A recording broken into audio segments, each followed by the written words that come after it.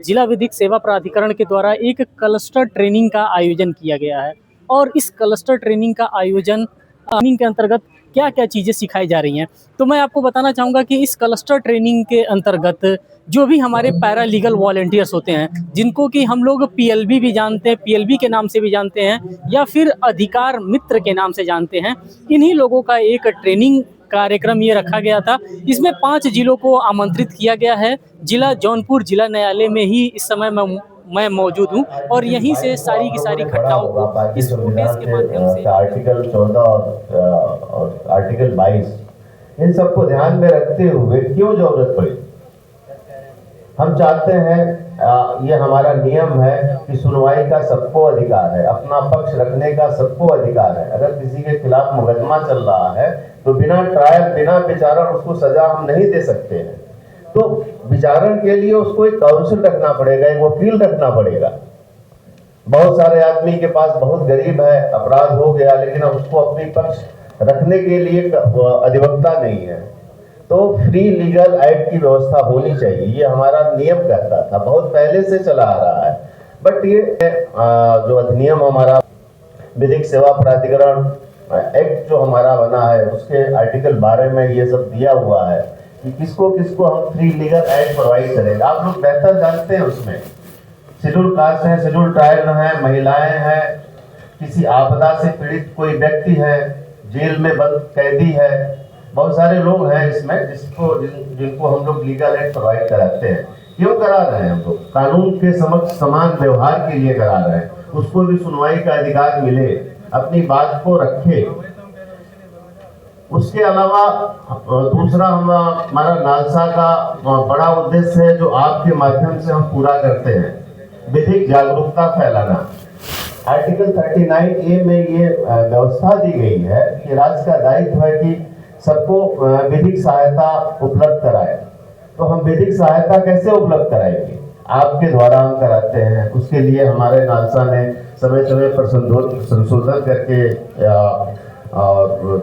Ruling के माध्यम से लीगल एड डिफेंस काउंसिल का निर्माण किया। इसके पहले ये लोग नहीं थे। 1922 के पहले लीगल एड डिफेंस काउंसिल नहीं था। इसके पहले हमारे थे सरकारी अधिवक्ता जो पीड़ित का साथ देते थे, पीड़ित के मुकदमे लड़ते थे। राज बनाम मोहन सोहन जो भी होता है, तो जो पीड़ित होता है वो स्टेट होता है, उसकी तरफ से मुकदमा लड़ने के लिए हमारे शासकीय अधिवक्ता अधिकारी कोर्ट में। लेकिन एक्यूज की तरफ से कोई नहीं था, एक्यूज की तरफ से कोई नहीं था। एमिकस क्यूरी जब साहब लोग कर देते थे उनको, तो ये समस्या आई कि भाई पीड़ित जो है, जो एक्यूज है, उसको भी अपना पक्ष रखने के लिए अधिवक्ता की जरूरत है। इसलिए 2022 में लीगल एड डिफेंस काउंसिल बना, जो हर डिस्ट्रिक्ट में करीब करीब 4-5 लोग हैं, हमारे अच्छे अधिवक्ता हैं जो हमारी तरफ से काम करते हैं। इनका काम क्या है? जेल में जाके देखना कि कौन से कैदी हैं जिनकी जमानत हो गई है और 1 हफ्ते तक उन्होंने बेल बांड नहीं दिया, कौन से कैदी ऐसे हैं जो गिरफ्तार हो गए हैं और जमानत के लिए कोई एप्लीकेशन नहीं दिया है, उनको लीगल एड प्रोवाइड कराना। ये एक बहुत बड़ा काम है जो हम अपने पीएलबी, हर डिस्ट्रिक्ट जेल में हम लोगों ने एक पीएलबी बना रखा है जो जेल के कैदी हैं, जो उनके माध्यम से अपना हम लोग समस्या जो आती है उसका हम लोग आपके माध्यम से लीगल एड डिफेंस काउंसिल के माध्यम से उनको कराते हैं। दूसरा है कि हम लोगों के द्वारा हर डिस्ट्रिक्ट में कॉलेजों में, बड़ी बड़ी संस्थाओं में लीगल एड क्लिनिक खोल रखा है। क्या उद्देश्य है लीगल एड क्लिनिक खोलने का? क्या मतलब हम लीगल एड क्लिनिक खोले? उसका मतलब यही है कि एक पीएलबी आप वहाँ रहेंगे, कोई भी आएगा तो उसको आप लीगली उसके अधिकार को बताएंगे, उसकी समस्याओं को देखेंगे और उस समस्या को लेके हमारे पास आएंगे, डीएलएसए सेक्रेटरी के पास आएंगे, उसका समाधान करने का प्रयास किया जाएगा। हर कॉलेज में हम लोगों ने लॉ कॉलेज में खोल रखा हुआ है। लॉ के स्टूडेंट हैं, बहुत अच्छे लड़के आ गए हैं आजकल, बड़ा इंटरेस्ट, पढ़ाई करते थे तो कोई कोर्ट भी नहीं थे, बस पढ़ाई किया, एग्जाम दिए, अपना पास हो गए। आजकल ट्रेनिंग भी करते हैं डीएलएसए, हर डीएलएसए सेक्रेटरी साहबान लोग आपको लास्ट स्टूडेंट को ट्रेनिंग देते हैं, वोकेशनल ट्रेनिंग है, इंटर्नशिप ट्रेनिंग है, समय समय पर हम लोग करते हैं। इसी प्रकार से कॉलेजों के अलावा सरकार की तीसरी योजना, नालसा का तीसरा प्रमुख कार्य है लोक अदालत का निर्माण कराना, लोक अदालत का आयोजन कराना। लोक अदालत का आयोजन का क्या मतलब है? हर महीने, इसके पहले जब हम लोग सर्विस में आए थे, हर शनिवार को लोक अदालत हुआ करती थी। अब लोक अदालत का स्वरूप बदल गया, पूरे देश में एक साथ लोक अदालत की व्यवस्था हो रही है। नालसा के माध्यम से एक डेट फिक्स होके आती है, हमें नालसा से डेट फिक्स होके आती है, उसी पर हम लोग लोक अदालत का आयोजन करते हैं। हर कोर्टों, हर डिस्ट्रिक्ट में एक परमानेंट लोक अदालत कोर्ट का निर्माण हुआ है, जो छोटे मुकदमे हैं सुलह समझौते के आधार पर उसको निस्तारित कराते हैं हम लोग। इसकी भी अपील डिवीजन नहीं होती है। लोक अदालत में कोई मुकदमा निस्तारित करते हैं तो उसकी अपील डिवीजन नहीं होती है। इसी प्रकार से समय समय पर हम लोगों को जेल के अंदर भी लोक अदालत लगाते हैं। आप लोग जानते होंगे, हर एक मजिस्ट्रेट की ड्यूटी लगती है, महीने में एक जेल लोक अदालत लगती है, जिसमें जो कैदी हैं, जो जिनका ट्रायल नहीं हो पा रहा है, कन्फेशन के आधार पर मुकदमे निस्तारित करते हैं। तो बहुत बड़ा आयोजन है। नालसा की स्कीम में एक ये भी आता है कि लोक अदालत का निर्माण करना। तीसरा तो चौथा जो सबसे महत्वपूर्ण कार्य है, आर्टिकल 39A के तहत जो राज्य को दायित्व दिया गया है कि हर व्यक्ति को विधिक रूप से सहायता प्रदान करे, जो आपके माध्यम से हम करते हैं। हर आप जहां पर तहसील में है, अभी आने वाले समय में हर डिस्ट्रिक्ट में, हर तहसील में 5 गांव में एक लीगल एड क्लिनिक खोला जाएगा। उसका उद्देश्य भी यही है कि लोगों को जागरूक करना, शिविर लगाना, छोटे छोटे हम शिविर लगा के हम लोगों को जागरूक करते हैं कि आपके क्या अधिकार है। इसके लिए आपको सरकार की जितनी योजनाएं हैं उसके बारे में आपको मालूम होनी चाहिए, तभी तो आप किसी की हेल्प करेंगे।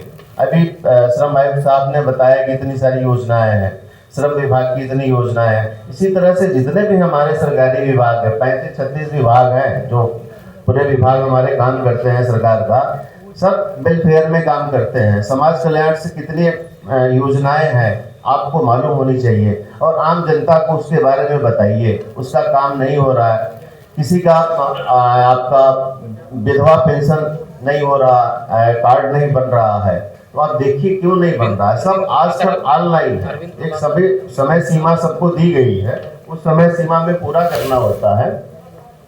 अगर नहीं बन रहा है तो आप वहाँ पर जो अथॉरिटी है, डीएम एसडीएम, उसके यहाँ शिकायत कर सकते हैं। और आपका तहसील दिवस लगता है हफ्ते में, प्रत्येक हफ्ते में तहसील दिवस लगता है। आप लोग वहाँ जाइए, वहाँ देखिए क्या समस्याएं आम जनता के पास है, उन समस्याओं का समाधान करने का प्रयास करिए। कोई बाधा आ रही हो तो डीएलएसए सेक्रेटरी से बताइए, उसको हम लोग ऊंचे लेवल पर ले जाएंगे, देखेंगे कैसे उसका समाधान किया जाए। तो आप लोग एक अहम रोल है, जो नालसा की जो स्कीम है, आपके बिना हमारी कोई स्कीम चल नहीं सकती है। इस समय हम लोगों ने यहाँ पर जो रखा हुआ है प्रोग्राम, तो आप लोगों को जागरूक करने के लिए थोड़ा, अभी मीडिया वाले भी हमसे पूछ रहे थे कि क्यों रखा गया है, तो इसका एकमात्र उद्देश्य है कि जितने 5 डिस्ट्रिक्ट में भी जो हम लोग काम कर रहे हैं, सबके कामों में एक रूपता रहे, समान रूप से हम काम करें, आपकी समस्याओं को भी सुने। मेरा खास तौर से ये उद्देश्य है कि आपकी अगर समस्या अपने डिस्ट्रिक्ट में जो भी आ रही है, उसको आप बताएं इस फोरम के माध्यम से। जहाँ तक प्रयास होगा हम सब मिलकर समाधान करेंगे। कोई दूसरी समस्या होगी तो सालसा से संपर्क करेंगे। आप अपनी समस्या नहीं बताएंगे तो हमें पता नहीं चलेगा, और आपके माध्यम से ही हमें काम लेना है। हम नहीं जाते हैं गांव में, जब कोई बड़ा शिविर लगता है तब जाते हैं, हम भी बोल के चले आते हैं, लेकिन आपको मालूम है गांव में, अगर गांव के रहने वाले हैं, अभी एक आया हुआ है कॉलेज स्कूलों में कि एक आधार कार्ड की तरह सब बच्चों का एक कार्ड बनना, हमको नाम नहीं याद आ रहा है, आधार कार्ड सब बच्चों का बनना मैंडेटरी है। तो आपकी क्या ड्यूटी है, आप अपने गांव से में भी जो प्राइमरी स्कूल है वहां जाइए, देखिए कितने बच्चों का आधार नंबर बना है कि नहीं बना है, उसकी लिस्ट बनाइए, हमारे पास ले आएंगे, हम लोग कोऑर्डिनेशन करके समाज कल्याण जो विभाग बना रहा है उसको बोलेंगे तो वो बनाएंगे, उनकी ड्यूटी है। तो अपने यहाँ में प्रयागराज में प्रयास किया था कि ऐसा करूं, कुछ लोगों ने दिया, कुछ लोगों ने नहीं दिया। तो छोटे छोटे काम हैं जो जिससे हमारी आपकी पहचान होगी, आपके द्वारा जो काम करें उससे हमारी पहचान होगी। एक अलग अलग मेरा क्राइटेरिया बनेगा कि हम कैसे काम कर रहे हैं। नालसा की एक बड़ी योजना थी, उद्देश्य था आपका विक्टिम कंपनसेशन दिलाना। सब लोगों को मालूम है विक्टिम कंपनसेशन क्या है, लीगल टर्म है वो, उसको आपको नहीं जानना है। अब आपको उसके जाने कि उसके पात्र व्यक्ति कौन होंगे। किसी व्यक्ति की डेथ हो गई है, वो वर्किंग करने वाला है, वर्किंग नॉन वर्किंग करने वाला है, तो उसको करीब 2 लाख के आसपास है, 1.5 लाख से 2 लाख है। कोई महिला है उसके साथ रेप होता है तो करीब 2 लाख से 5 लाख के आसपास है उसका। अगर कोई एसिड अटैक से किसी को प्रॉब्लम हुई है, इस तरह से 5-6 कैटेगरी है, इसके बारे में आप जानिए। पास्को पीड़ित है, पास्को कोर्ट में जो भी मुकदमे चल रहे हैं उसमें सबको विक्टिम कंपनसेशन में आ जाएंगे। तो आप पता करिए अपने गांव में आसपास लोगों से कि क्या किसी का मुकदमा चल रहा है इस कैटेगरी में है, तो इस स्कीम के माध्यम से आप उसको फायदा दिलाएं। आपका भी नाम होगा और हम भी समाज कल्याण में जो भी काम कर रहे हैं, हमारा भी एक उद्देश्य पूरा होगा कि अपने यहाँ से हमने इतना विक्टिम कंपनसेशन दिलाया। हमें सब नहीं आता, हमारे पास कोई एप्लीकेशन आएगा तब हम काम करेंगे। आप रूट लेवल पर जाके लोगों को जागरूक करिए कि ये स्कीम आपके लिए है, आप इसमें एप्लीकेशन दीजिए। नहीं कुछ कर रहा है तो उसको लेके हमारे ऑफिस में आइए, हम करेंगे, सब कुछ करने को तैयार है हम लोग। हमारे यहाँ जब मैं डीएलएसएस कमेटी प्रयागराज में बना था तो 2 एप्लीकेशन पेंडिंग थे 2014 के, उसमें हाई कोर्ट का भी आदेश हुआ था और सालसा ने भी उसमें उसको आदेश किया था यहाँ से खारिज हुआ। फिर हमने उसको किया और उसके बाद से अभी 17 एप्लीकेशन बाद में आए, हमने सब डिसाइड कर दिए हैं हम लोगों ने, कोई पेंडिंग नहीं है। लेकिन उसके बाद कोई नहीं आया, करीब 2 महीने से कोई एप्लीकेशन हमारे पास आई भी नहीं।